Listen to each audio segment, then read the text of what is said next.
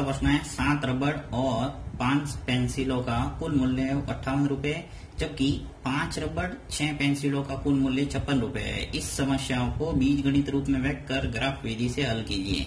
पहले आपको इसके समीकरण बनाने हैं और फिर उसको ग्राफी विधि से हल करना है। तो देखिए सिंपल सा है, आपको जो भी दो वस्तुएं दे रखी है उनको मानना पड़ेगा आपको कि माना एक का मूल्य है वो x रुपए और दूसरे का मूल्य है वो y रुपए। तो देखिए दो वस्तु कौन से, एक तो रबड़ है और एक क्या है, पेंसिल। तो ऐसे प्रश्न जब भी आते हैं आपको दो वस्तुएं दे रखी होगी और दोनों वस्तुओं की x और y के रूप में आपको मानना है।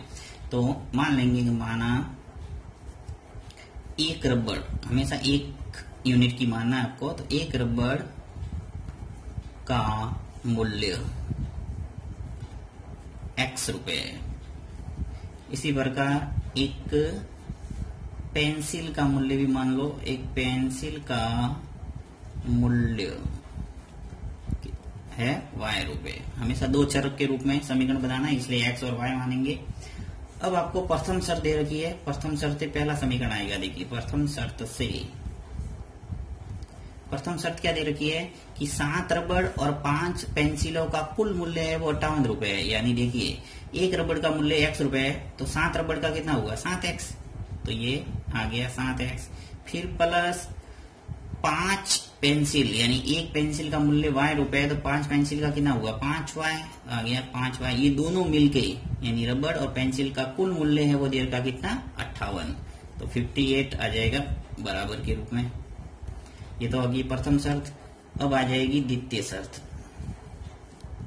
द्वितीय शर्त से अब द्वितीय शर्त क्या कह रही है कि जबकि 5 रबड़ यानी एक रबड़ का मूल्य x है, तो 5 का कितना हो गया, 5x प्लस 6 पेंसिल, तो कितना हो गया 6y। इन दोनों का मूल्य का योग है वो किसके बराबर है, कुल मूल्य कितना है 56। तो आ जाएगा 56।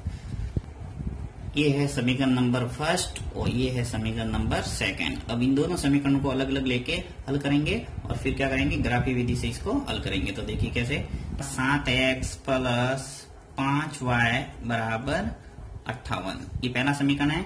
और इस समीकरण से आपको प्रथम सारणी बनाना है। तो सारणी बनाने के लिए जैसा कि आपको पता है कि एक चर लेफ्ट हैंड साइड में रखना है, बाकी सभी को क्या करना है, राइट हैंड साइड में पक्षांतर करना है। तो यहाँ अपन क्या करते हैं, 5 का भाग देना इजी रहता है किसी भी में। तो मैं 5 को क्या रखूंगा, इधर ही भाग के रूप में लेके जाएंगे। तो मैं 5y इधर ही रख रहा हूँ और 58 इसको पक्षांतर कर रहा हूँ -7x। किसी को भी पक्षांतर कर सकता है, कोई यहाँ नियम नहीं है। मैंने 7x को पक्षांतर किया है और y बराबर क्या हो जाएगा, 58 - 7x बट्टा 5 रहेगा समीकरण नंबर 3। अब इस समीकरण 3 से मैं सारणी फर्स्ट बनाता हूँ। सिर्फ आपको मैंने बताया हुआ है 2 मान लाने और 2 से ही आप आराम से ग्राफ है वो खींच सकते हैं, इसलिए 2 मान निकालना है, ज्यादा टाइम वेस्ट करना नहीं है। एग्जाम के अंदर ऐसे भी टाइम अपने कम ही मिलता है। तो देखिए x और y 2 मान निकालते हैं। अब जैसा कि यहाँ राइट हैंड साइड के अंदर x है तो x का मान पहले रखेंगे और y का मान अपन को मिल जाएगा। अब देखिए यहाँ पे यदि मैं जैसे 0 रखू सबसे पहले, तो क्या हो जाएगा, ये पूरा 0 हो जाएगा। तो 58 में 5 का भाग नहीं जाएगा।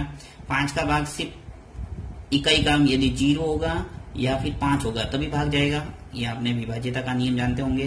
तो यहाँ पे अपन क्या करें, 1 रखे तो भी काम बैठेगा नहीं, क्योंकि 58 में से 7 गए तो 51 आ रहा है, 51 में भी 5 का भाग नहीं जा रहा है। अब यदि मैं -1 रखू तो देखिए क्या स्थिति बनेगी, -1 का भाग, देखिए -1 का गुणा जब -7 से होगा तो क्या हो जाएगा, प्लस का 7 और 58 और प्लस 7 मिलकर कितने होंगे, 65। और 65 के अंदर 5 का भाग पूरा जा रहा है 13 बार, तो इसलिए आराम से अपन रख सकते हैं। तो x की जगह मैं रख रहा हूँ -1 और जैसे मैं ये -1 रखूंगा तो ये आ जाएगा 65 और 65 में 5 का भाग जाएगा 13 बार। तो एक मान आ गया। नेक्स्ट आगे बढ़ते हैं अपन। अब और इसका मान रखते हैं। मान लो यहाँ पे मैं यदि 4 रखूं, जैसे 2 रखेंगे 3 रखेंगे तो यहाँ होगा नहीं, 4 रखे तो क्या हो जाएगा, 7 × 4 कितने होंगे, 28। और 58 में से 28 गए तो क्या बचा, 30। और 30 के अंदर 5 का भाग पूरा जा रहा है कितनी बार, 6 बार। तो ये पूरा हो जाएगा सही। तो यहाँ मैं रख देता हूँ प्लस के 4, x की जगह 4 रखा तो y का मान आ जाएगा मेरे पास कितना, 6। ये रफ कॉपी में आप सॉल्व कर सकते हैं पूरा। तो ये आ गई सारणी फर्स्ट। फिर समीकरण नंबर सेकंड लेते हैं और समीकरण सेकंड से दूसरी सारणी तैयार करते हैं। समीकरण नंबर सेकंड, समीकरण सेकंड क्या अपने पास, 5x प्लस 6y बराबर 56। अब यहाँ पर भी मैं क्या करता हूँ, 5x को इधर रखता हूँ और 6y को पक्षांतर कर देता हूँ। 5 को नीचे रखेंगे तो 56 माइनस हो जाएगा 6y, तो x बराबर आ जाएगा 56 माइनस 6y बट्टा 5, समीकरण नंबर 4। अब समीकरण 4 से सेकंड सारणी, यहाँ पे देखिए आगे है y, तो y का मान पहले रखेंगे, x का मान अपन को मिलेगा। तो y का मान यदि मैं 1 रखूं, 0 रखने से होगा नहीं, 1 रखेंगे तो क्या आ जाएगा 56 माइनस 6, और 56 में से 6 गया तो क्या बचा 50, और 50 में 5 का भाग जा रहा है पूरा पूरा 10 बार, तो 1 रखा तो क्या आ गया अपने 10। इसी प्रकार यदि अपन रखे कितना, आगे बढ़ते जाएंगे, 6 रखेंगे तो क्या हो जाएगा 6 इंटू 6 36, और 56 में से 36 गए तो क्या बचा 20, और 20 में 5 का भाग जाएगा 4 बार, यानी कि y का मान यदि अपन 6 रखें तो x का मान कितना आ जाएगा 4। अब इन दोनों सारणी को देखते ही अपन को इसका उत्तर है वो पता चल रहा है कि रबड़ का मूल्य कितना और पेंसिल का मूल्य है वो कितना है। तो देखिए इन दोनों टेबल के अंदर आप देख रहे हैं, देखिए x का मान 4 और y का मान 6 आ रहा है, इसी प्रकार x का मान 4 और y का मान 6 आ रहा है। इसका मतलब क्या हुआ कि x से अपन क्या माना था कि रबड़ का मूल्य है वो x माना था और पेंसिल का मूल्य है वो y माना था। यदि आपको उत्तर पूछा हो तो आराम से उत्तर ला सकते हैं कि रबड़ का मूल्य है वो कितना 4 रुपए और पेंसिल का मूल्य कितना है 6 रुपए। ये इसका उत्तर हो गया। अब ग्राफिक विधि से इसको सॉल्व करने के लिए वही x अक्ष और y अक्ष खींचना है, और जहां आपके रेखा है वो क्रॉस हो जाएगी, और क्रॉस होगी वो कहाँ होगी 4 पे और 6 पे, तो यही क्या होगा उत्तर। जहां रेखा प्रतिच्छेदित होती है वो उसका क्या होता है उत्तर। 5वां प्रश्न है, एक मोटर कार ए स्थान से बी स्थान तक 175 किलोमीटर दूरी 70 किलोमीटर प्रति घंटा की समान गति से सभी 10 हरे यातायात सिग्नलों को पार करती है। भारी यातायात के कारण ये प्रथम सिग्नल पर 1 मिनट, दूसरे सिग्नल पर 3 मिनट और तीसरे सिग्नल पर 5 मिनट एवं इसी प्रकार 10वें सिग्नल पर 19 मिनट रुकती है। स्थान बी तक पहुंचने में इसे कुल कितना समय लगेगा। ये आपके सड़क सुरक्षा से संबंधित जो है टॉपिक, उसमें से आपके 4 नंबर के प्रश्न आते हैं, उसी में से ये पूछा गया है। तो बहुत ही अच्छा प्रश्न है। इसके अंदर 2 कंडीशन दे रखी है, एक तो बिना रुकावट की स्थिति में, यानी बिना सिग्नल पर रुके यदि सीधा सीधा गाड़ी चले तो वो समय लेगी, प्लस अगर रुकावट आ रही है और हर सिग्नल पर वो अलग अलग समय पर रुक रही है तो टोटल समय आपको निकालना पड़ेगा, और इन दोनों को जोड़ेंगे तो आपके कुल समय आ जाएगा। तो देखिए सबसे पहली कंडीशन है कि बिना रुकावट तय की गई दूरी में लगा समय, यहाँ निकाल देते हैं अपन कि बिना रुकावट तय दूरी में लगा समय। तो बिना रुकावट तय दूरी में लगा समय निकालने के लिए अपन सीधा सूत्र लगाएंगे, समय बराबर दूरी बटा चाल। दूरी बराबर क्या होता है, चाल बराबर दूरी बटा समय, तो समय बराबर क्या हो गया दूरी बटा चाल। तो इस सूत्र के अंदर रख लो। मान देखिए दूरी कितना है कि स्थान ए से बी तक पहुंचते में बी तक कितना किलोमीटर, 175 किलोमीटर है, तो दूरी आ गई 175 बाय चाल क्या है 70 किलोमीटर प्रति घंटा, तो आ जाएगा नीचे 70 किलोमीटर। अब यहाँ पे आप चाहो तो इसको सीधा भाग दे सकते हैं, देखिए 70 का तो 2.5 आएगा। कैसे देखिए 7 का भाग है वो इजीली जा रहा है, चाहो तो इसको कंडीशन ऐसे भी कर सकते हैं, देखिए 175 बाय 7 और इसको 1/10 है वो अलग कर दो। अब 7 का भाग है वो यहाँ जा रहा है 2 14 और शेष बचा कितना 3 35, 7 पंजे 35, यानी 25 बार कट गया। 7 का भाग पूरा पूरा जा रहा है 175 में 25 बार। अब देखिए यहाँ नीचे 10 है तो एक संख्या बने पॉइंट लगा दो तो आ जाएगा आपकी, तो क्या आ जाएगा देखिए 2.5। ये है आपके घंटे, क्योंकि जो चाल है वो किसमें दे रखी थी 70 किलोमीटर प्रति घंटा। अब यहाँ पे इसको मिनट में बदलने के लिए, क्योंकि आगे मिनट में दे रखा है, तो इसको क्या करता हूँ मैं मिनट में बदल देता हूँ। तो जैसा कि आपको पता है कि 1 घंटे में कितने मिनट होते हैं 60, तो इसको 2.5 को 60 से गुणा कर दो तो आपके क्या आ जाएगा ये मिनट में। तो यहाँ गुणा करने के लिए देखिए गुणा करेंगे तो क्या आ जाएगा 2, यहाँ नीचे से वापस पॉइंट हटा देता हूं मैं, तो नीचे आ जाएगा 10 इंटू 60, 0 से 0 कैंसिल, और 25 का गुणा जब 6 से करेंगे तो क्या आएगा 150, तो 150 मिनट आ गई अपने बिना रुकावट तय दूरी में लगा समय आ गया। अब अपन निकालेंगे तो रुकावट के कारण लगा समय। अब जो सिग्नल पर रुक रही है, पहले सिग्नल पर वह 1 मिनट रुक रही है, दूसरे सिग्नल पर वह 3 मिनट रुक रही है, तीसरे सिग्नल पर 5 मिनट, इस ढंग से टोटल 10 सिग्नल है और 10वें सिग्नल पर वह रुक रही है 19 मिनट। तो इस ढंग से टोटल उसने कितना समय है वो सिग्नल पर गुजारा, तो ये अपन को निकालना पड़ेगा। इसके लिए सीधा सा तरीका है, एक तो तरीका है ऐसे गिन लो 1, 3, 5 इन सबको जोड़ेंगे तो आ जाएगा, या फिर सीधा तरीका है समांतर श्रेणी, तो समांतर श्रेणी का इस्तेमाल करेंगे। यहाँ अपन निकाल देते हैं प्रथम पद, ए कितना है यहाँ 1 और डी है वो कितना है 3 में से 1 गया तो कितना बचा 2, और आपके देखिए अंतिम पद अगर लिखना चाहे तो भी लिख सकते हैं, ए एन बराबर कितना है 19। यहाँ 2 सूत्र इस्तेमाल कर सकते हैं आप, चाहो तो लंबा सूत्र जो एस एन वाला है और चाहे तो शॉर्ट जो सूत्र है वो भी इस्तेमाल कर सकते हैं। तो दोनों से बता देता हूं मैं, देखिए यहाँ एस एन बराबर क्या होता है n/2 2a प्लस n-1 और d, ये लंबा सूत्र है। अब यहाँ पे अपन लगा देते हैं, देखिए 10 है टोटल, 10 सिग्नल दे तो n की जगह क्या आ जाएगा 10, तो n 10/2 2a, ये कितना है अपने पास 1 प्लस n है 10 माइनस 1 और d है वो 2 है, तो यहाँ आ जाएगा 5, 2 इंटू 1 2 प्लस यहाँ आ जाएगा देखिए 9 और 9 का गुणा 2 से करेंगे तो क्या आएगा 18, तो 5 का गुणा किससे हो जाएगा 2 और 18 मिलके कितने हो गए 20, और 20 का गुणा 5 से करेंगे तो क्या आएगा 100, यानी 100 मिनट है वो सिग्नल पर इसने गुजारा है। तो टोटल समय जो हो जाएगा वो 150 मिनट ये और 100 मिनट ये, टोटल मिलके कितने हो जाएंगे 250 मिनट। देखिए एक तो ये तरीका था, एक तरीका आप ये भी इस्तेमाल कर सकते थे, मैं बता रहा हूँ आपको तो एक से ही निकालना है। देखिए ये तरीका है कि एस एन बराबर क्या होता है n/2 a plus A N, यानी अंतिम पद निकालने का सूत्र।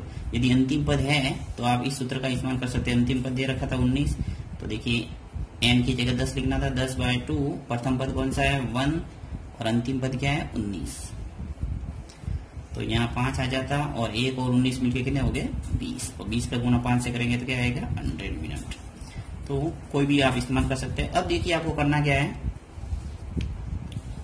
टोटल आपको समय पूछा है कि टोटल समय कितना लगेगा, तो यहाँ लिखेंगे कुल समय। कुल समय के लिए आपको एक तो 150 मिनट ये जोड़ना है, 150 प्लस 100 मिनट ये, तो टोटल कितना हो गया 250 मिनट। और मान लो आपको घंटे में निकालना है तो मिनट को घंटे में बदलने के लिए क्या करते हैं अपन 60 का भाग, तो यहाँ 250 में 60 का भाग दे देंगे तो ये घंटे में चेंज हो जाएगा, 0 से 0 कैंसिल, तो यहाँ देखो 4 बार भाग जाएगा पूरा पूरा और 4 घंटे आ जाएंगे और 10 मिनट आ जाएगा। तो इस ढंग से आपके उत्तर आ जाएगा पूरा 4 घंटे और 10 मिनट। छठा प्रश्न दे रखा है कि k का मान ज्ञात कीजिए यदि a 2 3 b 4 k और c है वो 6 और -3 सरेखीय है। ये देखिए जो पुरानी बुकें चलती थी आपके एनसीईआरटी की, उसके अंदर सीधा आपको पूछा जाता था एक त्रिभुज का क्षेत्रफल ज्ञात कीजिए यदि ये इस टाइप के बिंदु दे रखे हो तो उसके लिए सीधा अपन एक सूत्र लगाते थे, ये मैं अभी बता रहा हूँ आपको सूत्र, उस सूत्र से सीधा अपन त्रिभुज का क्षेत्रफल निकालते थे। अब देखिए k का मान पूछा है और साथ ही इसने पूछा है कि सरेखीय, और सरेखी का मतलब क्या होता है कि तीनों बिंदु है वो क्या है एक ही रेखा में होने चाहिए। जैसे मान लो एक त्रिभुज बनाते हैं और त्रिभुज पे क्या होता है तीनों शीर्ष पे 3 बिंदु होते हैं 1 2 और 3। मान लो ए, सिर्फ समझा रहा हूं आपको बनाना नहीं है, ए बी और सी।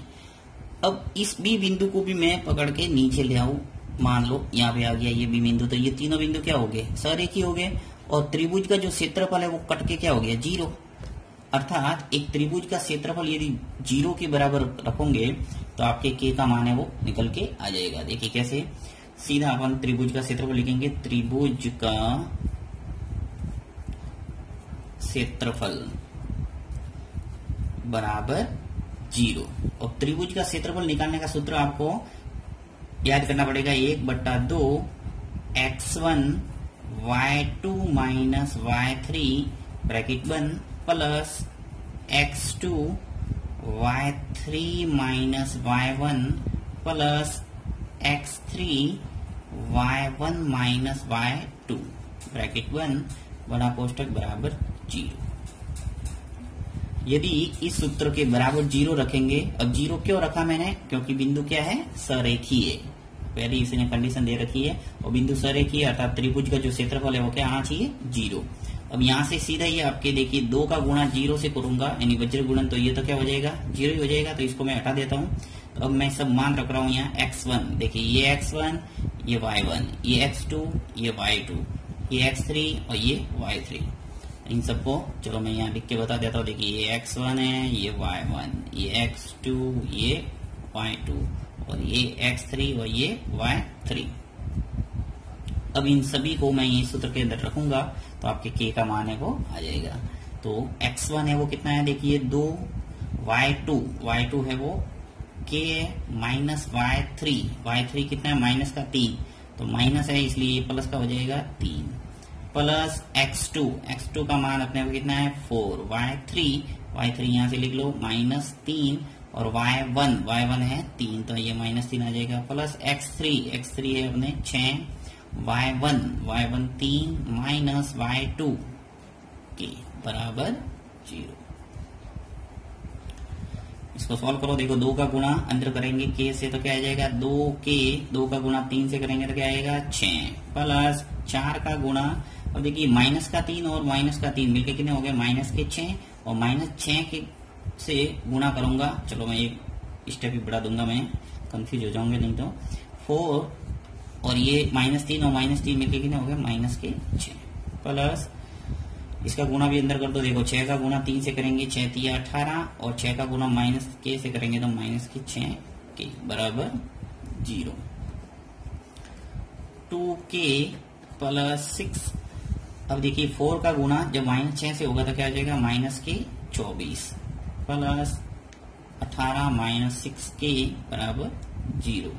अब सभी आपको संख्याओं को देखिए k को पास में लिखता हूं मैं, 2k माइनस 6k, k वाली राशि पास में लिख ली। अब देखिए 6 और 18 इन प्लस प्लस संख्या को जोड़ तो आप कितने हो गए, प्लस के 24 और ये माइनस के 24 बराबर 0। एक प्लस का एक माइनस का कैंसिल हो जाएगा। अब यहाँ 2k में से 6k गए तो क्या बचा, माइनस का 4k बराबर क्या हो गया 0। अब k का मान पूछा है तो k बराबर क्या आ जाएगा आपके 0/-4, तो k का मान निकल के आ गया आपके 0 में किसी भी संख्या का भाग दे तो क्या आता है 0, यानी आपके उत्तर क्या हो जाएगा